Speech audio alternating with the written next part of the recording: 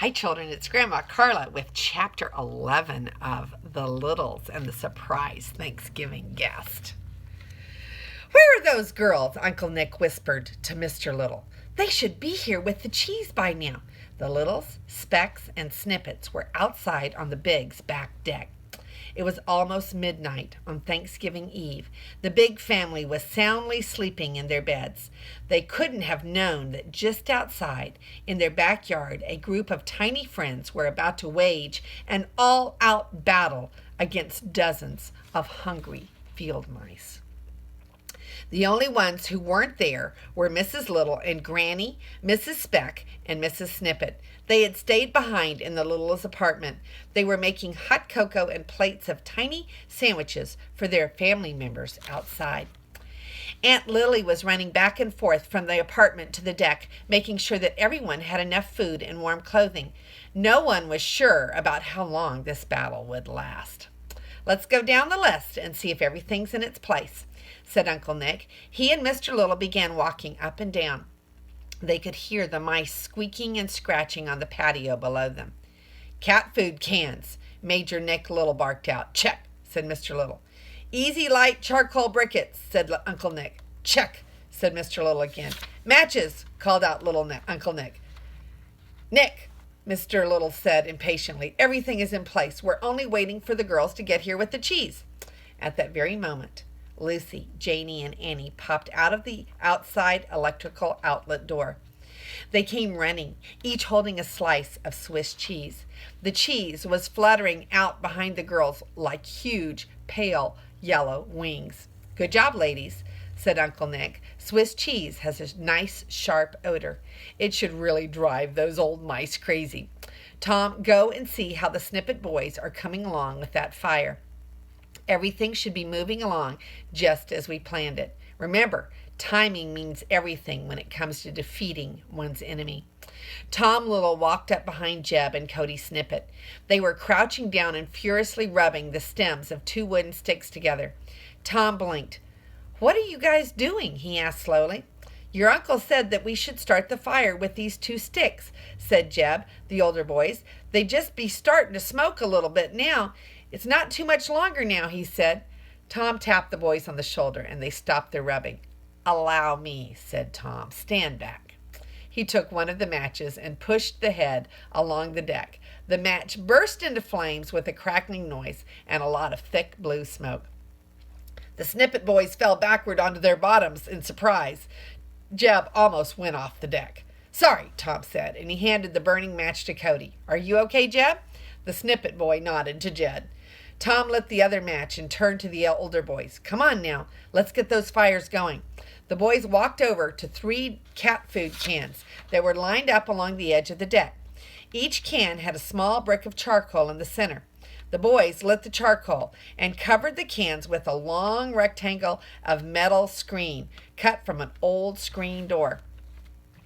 As the coal burned, the men removed the labels from 3 soup cans that had been taken from the Big's garbage. Then they used long rubber bands to hold the soup cans together in a row. They also tied pencils across the back of the row of cans. Finally, the 3 cans were lifted up and set on the top of the screen, with the burning coals beneath them. All of the people on the deck took turns getting water from the outside water faucet. For buckets, they used everything from tiny jelly jars to large plastic bottle caps. Before long, they had filled the 3 soup cans about halfway each with water. "Lucy," called Uncle Nick, "bring the honey." Lucy Little struggled to carry over a small squeeze bottle of pure bees' honey. The bottle was shaped like a bear cub and was almost as tall as Lucy herself. Uncle Nick and Mrs. Little lifted her up. She squeezed the bottle into all 3 tin cans, mixing sticky honey with the already bubbling water. "Now the cheese," cried Uncle Nick. Annie and Janie began tearing small strips from the slices of Swiss cheese. They tossed them onto the patio below. They could hear the mice becoming more excited as they fought each other for the cheese scraps. "Battle stations, everyone," shouted Major Nick Little. Tom and Lucy ran over to an old slingshot that had belonged to Henry Big. Tom had securely tied it to the railing of the deck earlier that evening. Beside the large weapon was a pile of dried beans. The older tinies all gathered in the center of the deck and waited for Uncle Nick's next order. Everyone was silent. The only sounds were coming from mice noisily chewing on cheese and the bubbling of the sticky mixture in the tin cans. Uncle Nick paced up and down in front of everyone. There comes a time in every tiny person's life, he began, when he or she must stand and be counted. There is a time when we are all asked to call upon the better nature of ourselves and defend hearth and home. At this point, Dinky and Della each took hold of the pencils on either side of the tin cans. Uncle Pete and Stubby Speck stood behind the fires. Each of them held a pencil with the eraser resting against the top of a can of boiling goop. There comes a time, Uncle Nick went on, when each of us must find that towering 10-inch heart that beats inside even the tiniest tiny person. There comes a time when everyone needs to do their duty to fight the good fight against the roaming rodent hordes. He slowly drew his saber from its sheath and held it above its head. The light from the fires and from the moon glistened in its surface, and that time, he said slowly, his voice growing fierce and loud, is now. He brought the blade of his sword down firmly. The tinies who were manning the boiling honey and the water pushed the cans forward as hard as they could. Sweet-smelling steam filled the air as the hot liquid streamed out. It landed with a loud splash on the patio below. The mice shrieked and squealed when the hot honey water hit them. Luckily, they didn't wake up the big family. All of the mice headed for the woods. One mouse, the very largest of them all, stopped and turned. He looked right up at Lucy, making eye contact with the tiny girl. Lucy recognized him as one of the 3 mice that had attacked her in the basement. Quick as a wink, Lucy drew back the slingshot's elastic. Tom placed a single dried bean in the pouch. Lucy counted to 3 and let go of the elastic. The bean hit the mouse square in the forehead. He flipped over backward. He landed flat on his back. He was out cold.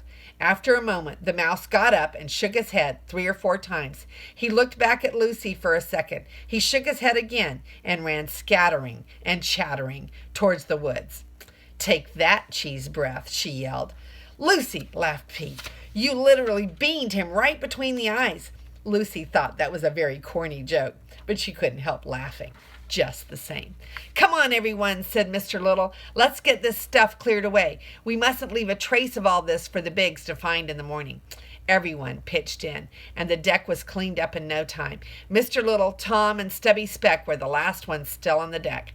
They were checking to see that nothing had been left behind. The air was very cold, and the night was very silent. "Good job tonight, men," he said. "Let's turn in." "Turn into what?" asked Stubby with a confused look. "Turn in means to go to bed," said Tom. "Oh," Stubby looked at Mr. Little. "Why didn't you say just hit the hay?" Stubby took a small bag off of his back. He pulled out a seed and dropped it off the railing. It broke apart when it hit the patio. "P.U.," said Tom, holding his nose. "Is that what I think it is?" "Yep," said Stubby. "Old skunk smelly stuff. That ought to keep the area mouse-free for a good while." "Why didn't you tell us that you had one of your famous stink bombs with you, Stubby?"